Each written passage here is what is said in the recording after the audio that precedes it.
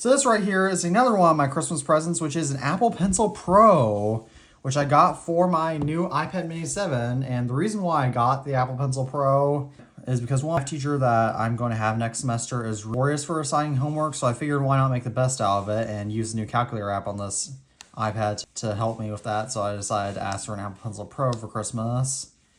And this does support the iPad Mini 7 despite what it says on the box. Let's go ahead and let's rip this baby open.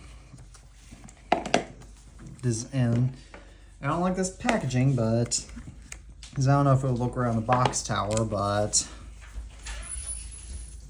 all right, Apple Pencil. So all those manuals and crap that we don't need. Let's go ahead and let's get this actual pencil open. Yes. Behold the mighty pencil.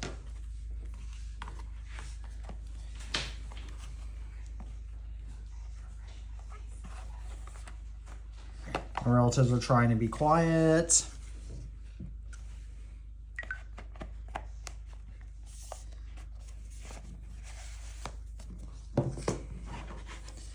All right, so let me go ahead and unlock my iPad. Let's go ahead and set this baby up.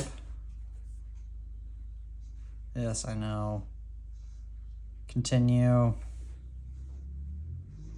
Continue. It's only 20%, okay. And now let me go ahead and open up let me go to the calculator app. And let's go ahead and let's do some math now. So 9 plus 7 equals 16. So far, I really like the way this Apple Pencil feels, and yes, the squeeze functionality. Oh, and the hover functionality. Oh man, it's gonna be an epic accessory to use. Let's see if all these other commands will. Yes, the screenshot via swipe left command, that works.